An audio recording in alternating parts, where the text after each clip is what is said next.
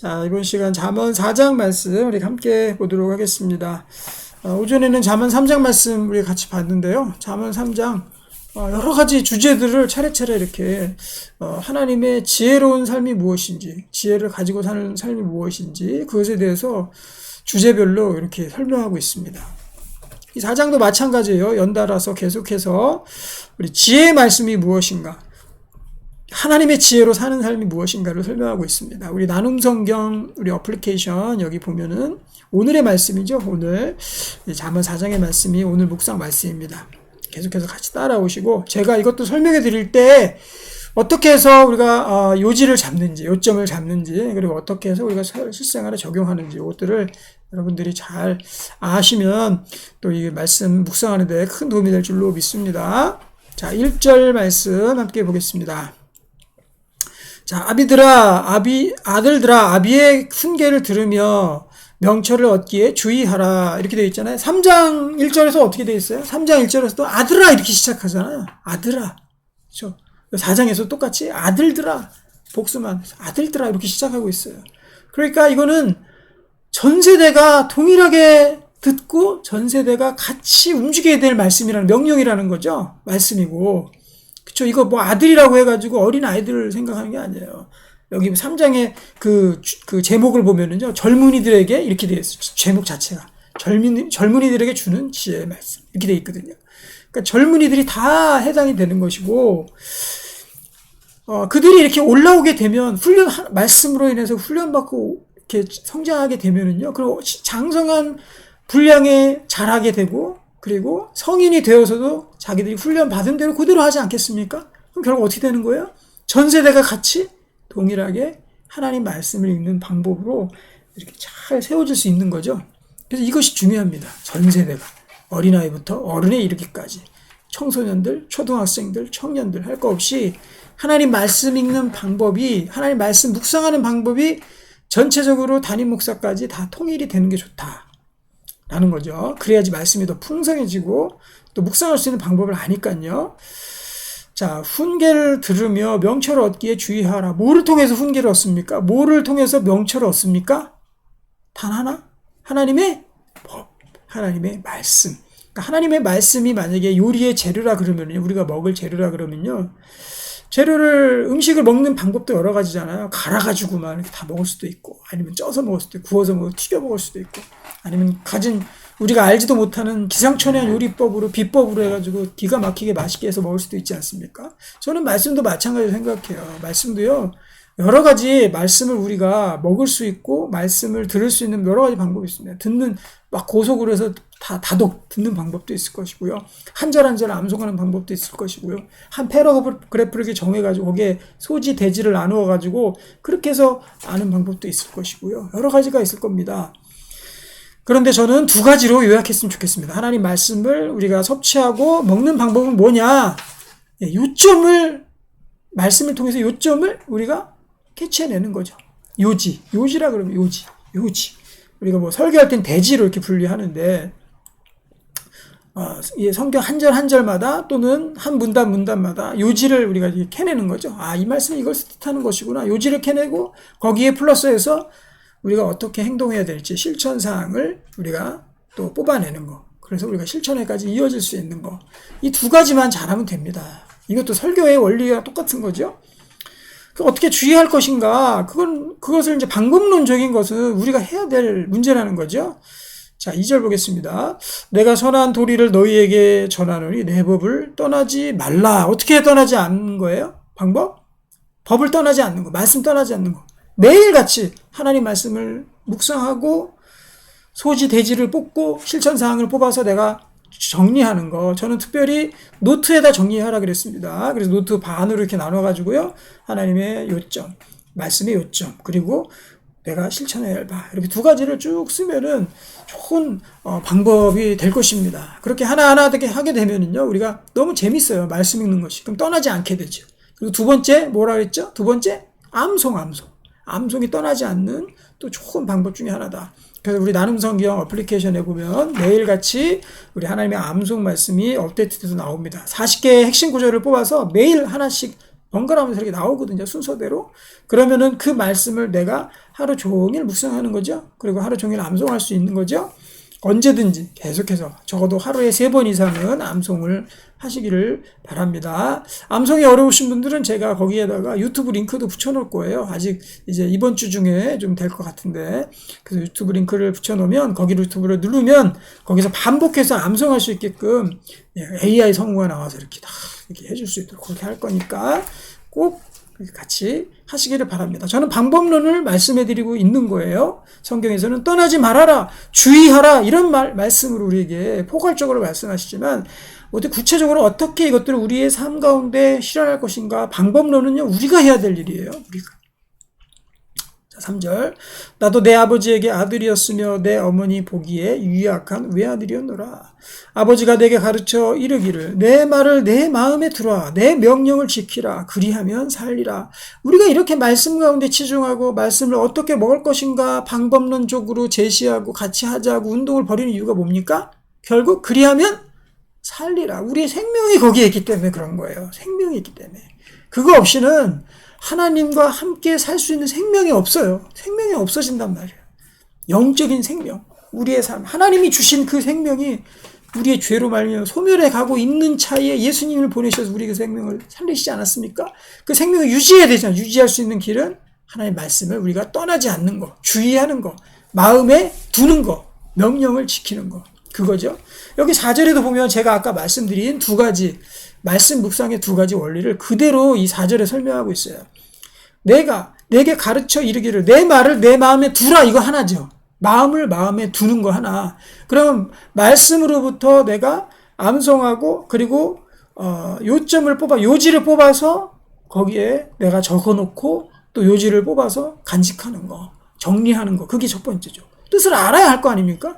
2번째 명령을 지키라죠. 그러면은 실천사항으로 내가 어떤 것들을 해야 될지 실천사항을 적는 거. 이 2가지예요. 2가지 말씀 묵상의 원리가 마음에 두는 거, 요지 뽑는 거, 그 다음에 실천사항을 적는 거. 이 실천사항의 회개도 포함이 됩니다. 내가 이러이러한 죄에서 돌이키겠습니다. 내가 이런 것들을 행하겠습니다. 내가 이웃에게 무엇을 해주겠습니다. 라든가 내가 매일 말씀을 몇 시에 기도하고 묵상하겠습니다. 구체적으로 그렇게 명령을 지키는 명령, 그 실천사항들을 우리가 잘 정리를 해놔야 됩니다. 지혜를 얻으며 명철을 얻으라. 내 입의 말을 잊지 말며 어기지 말라. 실천해라. 그리고 잊지 말라. 암송해라. 저는 이 요지를 자꾸 적으라는 이유가 저는 이런 그 아주 큰 장점이 있다고 봅니다. 이 말씀을 이제 읽으면서 우리가 이 하나님의 이 말씀에 대지를 적고 또 요지를 적고 이렇게 하다 보면은요. 그러면 그 요지가 뭐 무한적으로 계속 나올까요? 아니에요. 하나님께서 우리에게 주신 그 명령들은요. 주제별로 나누면 그게 뭐 수천 가지, 수만 가지 되지 않아요. 네. 수백 가지 정도면은 아마 수백 가지도 안 될 것 같은데. 우리의 삶의 범주에 있어서 하나님의 명령과 뜻이 뭐 그렇게 무한정이겠습니까? 우리의 삶이 한정되어 있는데, 우리의 삶 가운데서 하나님 명령과 우리의 주시는 그 뜻들이 있을 거 아니에요? 그걸 계속 적다 보면은, 이제 반복이 됩니다. 아, 이거 지난번에 한 건데, 그럼 또 적게 되고, 또 반복이 되고. 그렇게 해서 추리다 보면은요, 내 삶 가운데 꽉 차게 돼요. 더 이상 할 거 없을 정도로. 아, 내가 근면 성실해야 된다. 근면해야 된다. 또 하나님 말씀 읽어야 된다. 기도의 시간을 가져야 된다. 남을 사랑해야 된다. 뭐 이렇게 하면서 쭉 나오지 않겠습니까? 또 뭐 다른 사람을 위해서 중보 기도해야 된다. 쭉 나올 것이잖아요. 계속 적다 보면은 자기 삶의 이 뜻들이, 하나님의 뜻들이 이렇게 꽉 찰 거라고요. 그렇게 되면 그 뜻들만 계속해서 반복한다면 그 안에서 우리가 충분히 우리 행동에 변화가 있지 않겠습니까? 그걸 적용하는 것도 가지치기로 해서 몇 가지 더 나오겠죠? 그러면 전체 다 해가지고 뭐 그렇게 많지는 않을 거라고요. 한정이 돼 있을 거라고요. 그것도 우리가 계속 반복적으로 이것들을 이런 모습 저런 모습으로 우리가 알고 외우고 또 마음에 새긴다면은 아주 좋은 묵상이 될 겁니다. 그렇게 특별히 이제 우리 어린이서부터 이런 훈련들이 있다 그러면요. 하나님 말씀 보는 방법이 아주 예리한 칼날처럼 발전할 거예요. 그래서 그 말씀을 착 적는 훈련들을 하면은 그 어렸을 때부터 자기의 행실에 변화가 있을 거고요. 그리고 그 행실에 대해서 내가 이렇게 살아야 된다는 것들을 계속 성령께서 또 성경을 통해서 계속 그 아이에게 아마 그 훈련이 될 겁니다. 그러면 그 아이가 바른 쪽으로 자라갈 수 있지 않겠습니까? 그런데 그냥 맹목적으로 읽게 되면 이걸 내가 적용을 해야 되는지, 이게 하나님의 주신 뜻인지, 그냥 우리가 성경 말씀에 다윗과 골리앗 싸워서 다윗이 이겼다, 그 줄거리만 알고 있으면 그게 무슨 의미가 있냐는 거죠. 그렇죠? 옛날 이야기랑 다를 게 없는 거예요. 그 다윗과 골리앗을 통해서 내가 요지를 뽑아내야 돼요. 하나님의 사람으로서 하나님을 의지해서 우리가 싸움에 나가야 되는구나. 여호와의 이름으로, 만군의 여호와의 이름으로 항상 뭐든지 해야 되는구나. 이렇게 요지를 뽑아내야 되는 거죠. 그러기 위해서 내가 삶 속에서 어떻게 해야 되겠다, 이런 것들이 나와야 되는 거죠. 그러면 우리가 다 행실까지 정결하게 될 줄로 믿습니다. 6절, 지혜를 버리지 말라. 그가 너를 보호하리라. 그를 사랑하라. 그가 너를 지키리라.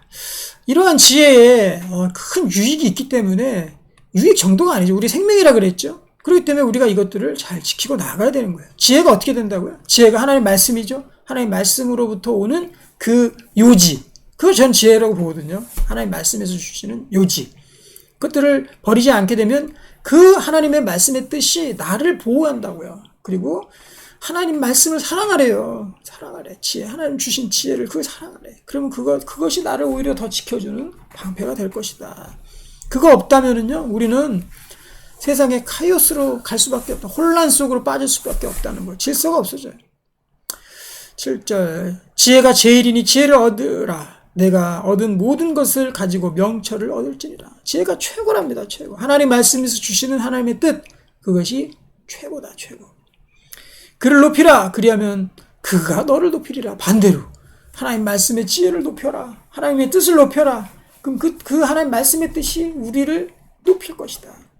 만일 그를 품으면 그가 너를 영화롭게 품으래요. 품으면 우리를 영화롭게 해주신다. 그가 아름다운 관을 내 머리에 두겠고 영화로운 면류관을 내게 주려. 생명의 면류관이죠. 하나님 말씀 가운데 치중하고 하나님 말씀을 우리가 정기적으로 묵상하는 훈련을 하면 생명의 영화로운 면류관을 우리에게 씌워주신다고요. 10절, 내 아들아 들으라. 내 말을 받으라. 그리하면 내 생명의 해가 길리라. 아들들에게, 다음 세대, 전 세대에게 이것이 필요한 겁니다. 내가 지혜로운 길을 내게 가르쳤으며 정직한 길로 너를 인도하였은즉 다닐 때 내 걸음이 곤고하지 아니하고 달려갈 때 실족하지 아니하리라. 얼마나 많은 사람들이 실족합니까? 실족한다는 게 헛디뎌서 인생 헛된 길로 간다는 거죠. 인생 시간 낭비하고, 인생의 잘못된 길 된탕 고생하고, 인생 허비하고 얼마나 많습니까? 그렇지 않다는 거예요. 훈계를 굳게 잡아 놓치지 말고 지키라. 이것이 내 생명이니라. 결국 은유죠. 그냥 직결되는 겁니다. 하나님의 훈계, 하나님의 지혜, 하나님의 말씀의 뜻은 결국 뭐다? 생명이다. 나의 생명과 같이 아끼고 생명과 같이 지키는 사람, 그 사람에게 하나님의 축복이 임하고 하나님의 생명의 면류관이 씌워지는 거예요. 사악한 자의 길에 들어가지 말며 악인의 길로 다니지 말지어다. 그의 길을 피하고 지나가지 말며 돌이켜 떠날지어다. 이제 악인들에 대한 내용으로 바뀌죠. 그렇다면 우리가 여기서 어떻게 하나님의 뜻을 또 여기서 요약할 요점으로 뽑아낼 수 있겠습니까? 악인들과 함께 어울리지 않는 거죠. 그렇다고 세상 사람들 다 등지라는 얘기는 아니에요. 악인과 함께 어울리지 말고 악인의 자리에 가지 말라. 우리가 그렇게 정리하면 되잖아요. 그러면 내가 거기에다가 뭐로 쓸 수 있겠습니까? 뭐 사회에서 사회생활 하면서 정말 악한 사람들이 드나드는 그곳에 내가 가지 않겠습니다.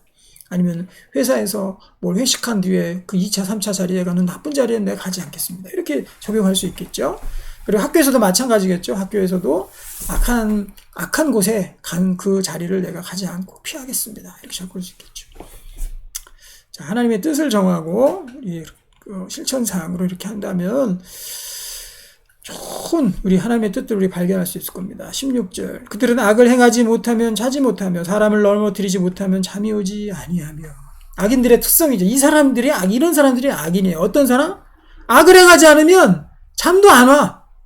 뭔가 악을 저질러야지만 잠이 올 정도. 그렇게 중독성에 강하다는 거예요. 악이라는 것이, 죄라는 것이. 죄를 한 번 지르고 저지르고 두 번 저지르고 이렇게 되면은요, 그러면 잠이 안 와. 이건 중독이 됐다는 얘기예요. 16절은 잠을 자지 못한다. 안 하고서 못 배긴다라는 거예요. 그리고 사람을 넘어뜨리지 못하면 잠이 오지 않는다. 사람에 대해서 악감정을 품고 분노를 폭발시키고 하다 보면은요, 그것이 습관화가 됩니다. 그래서 조금만 건드려도 불같이 화내고 막 그런 우리 어른들 봅니까 혹시? 그런 사람들 많아요. 뭐 조금 건들면 그냥 화를 넘치도록 하면서 사람들 공격하고 이런 사람이 얼마나 많습니까? 불의의 떡을 먹으며 강포의 술을 마시면 이런 자리가 불의의 떡, 강포의 술 이런 자리들이 악한 자리죠. 가면 안 됩니다. 의인의 길은 이제 의인의 길로 바뀌죠. 의인의 길은 돋는 햇살 같아서 크게 빛나 한낮의 광명이 이르거니와 악인의 길은 어둠 같아서 그가 걸려 넘어져도 그것이 무엇인지 깨닫지 못하니라. 악인의 특성은요, 악을 하고 죄악 가운데 빠지고 그리고 중독 가운데 빠지게 되면은요, 결국 어둠 같아서 그 걸려서 넘어졌는데 자기가 그것이 무엇인지도 자기가 지금 어디로 가는지도 모르고 왜 그런지도 모르고 그 뭔지도 모른다는 거예요. 죄인지도 모르고 중독인지도 모르고 그냥 그 가운데 정말 혼돈 속에 그렇게 빠져버린다는 거죠. 그런 쪽으로 악인들 가운데 가면 안 되는 거예요. 시편 1편에서도 그렇게 동일하게 말씀하죠. 20절 내 아들아 내 말에 주의하며 내 말하는 것에 귀를 기울이라. 그것이 내 눈에 떠나지 하지 말며 내 마음속에 지키라. 이거 어떻게 해야 됩니까? 21절 우리 가운데 방법론적으로 눈에서 떠나지 말 매일매일 하나님의 말씀 읽어야죠. 마음속에 지켜라. 암송해야 되죠. 암송. 그래서 40 암송 구절은 꼭 외우시기를 바랍니다. 아주 제가 교리부터 우리 행실과 또 우리 사람 섬기는 일까지 40개를 정말 추려서 만든 거니까 그것만 다 외우고 있어도요 우리가 흔들리지 않는다. 한 번에 외우고 땡 그것이 아닙니다. 매일매일 해야 되는 거예요. 외우는 거는 그것은 얻는 자에게 생명이 되며 그 온 육체의 건강이 됨이니라. 참 신기한 거는요 하나님 말씀 잘 지키고 그 가운데 있게 되면 그것이 내 육신까지도 살립니다. 보통 우리가 악인들의 건강이 더 좋을까요? 의인의 건강이 더 좋을까요? 뭐 현대사회에서 하면서 사람마다 차이는 있겠지만 악인들이 훨씬 더 육체의 건강이 무너질 확률이 높아요. 왜냐하면 자기 몸을 마음대로 사용하기 때문에 또 정욕 가운데 내 몸이 그냥 노출이 되기 때문에 훨씬 더 몸이 망가질 그런 확률이 크다는 거죠. 그래서 의인에게는요 하나님 말씀과 동행하는 사람은 육체의 건강도 따라옵니다. 모든 지킬 만한 것 중에 더욱 내 마음을 지키라. 생명의 근원이 이에서 나옵니다. 참 유명한 말씀이죠. 암송도 많이 하는 말씀이죠. 마음을 잘 지켜라. 생명의 근원이 여기서 난다.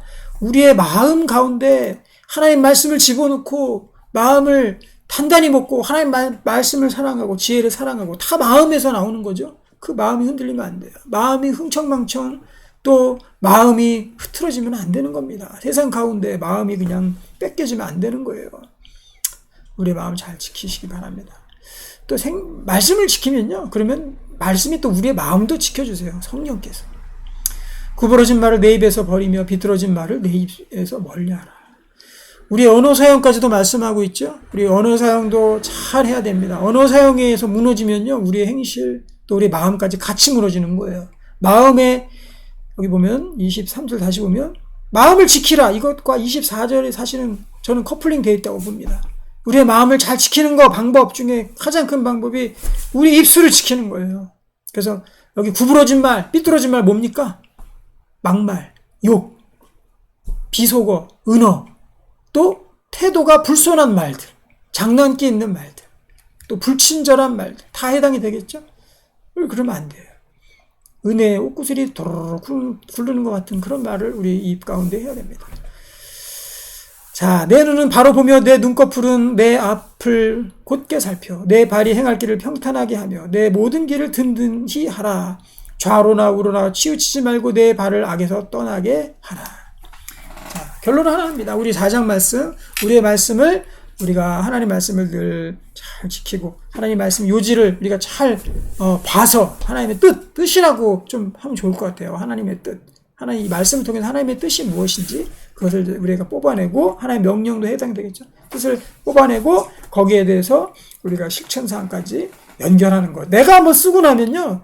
남이 시키는 거는 왠지 뭐 할까 말까 선택의 길을 놓이고 또 설교 시간에 하세요 하면은 저걸 해 말어. 이렇게 선택에 또 갈림길이 놓이지 않습니까? 근데 자기가 말씀 묵상하면서 자기가 깨달아서 자기가 적은 건요, 자기가 하게 돼요. 그걸 사랑하게 돼요. 그렇기 때문에 남이 묵상한 거 읽는 것도 좋지만 자기가 한번 이렇게 적어보는 것도 참 좋다. 자기게 되거든요. 그러면 자기가 발견한 하나님의 뜻을 자기가 실천하는 목록까지 적으면요, 그 자기가 행하게 돼요. 자기 거, 완전한 자기 거가 말씀이 자기 것이 되니까 우리가 그렇게 나아갔으면 좋겠습니다. 그래서 우리 이 나눔 성경 하루에 구약 하나, 신약 하나 이렇게 읽게 돼 있죠. 그래서 요즘에는 구약 1하고 신약을 읽고 있습니다. 읽으면서 자기 걸로 한번 여러분들도 만들어 보시고 하나님의 뜻을 잘 찾아서 적어 보시고 노트에다가 꼭 적어 보시고 또 실천 사항까지 적고 또 암송까지 이렇게 두 가지를 같이 한다면 우리가 세상 가운데 능히 이기게 될 줄로 믿습니다. 우리에게 큰 생명의 은혜가 될 줄로 믿습니다. 기도하겠습니다. 하나님 감사합니다. 말씀 통해서 우리에게 든든히 세워져가는 하나님의 영광의 면류관이 세워져 가도록 인도해 주시고 하나님 말씀과 지혜를 사랑하여서 이것이 우리의 몸의 골수의 양약이 되도록 하나님께서 인도해 주시고 악인의 길로 가지 아니하고 우리가 의인의 길에서 하나님과 동행하는 삶 되도록 주님께서 인도해 주시옵소서. 예수님의 이름으로 기도하옵나이다. 아멘.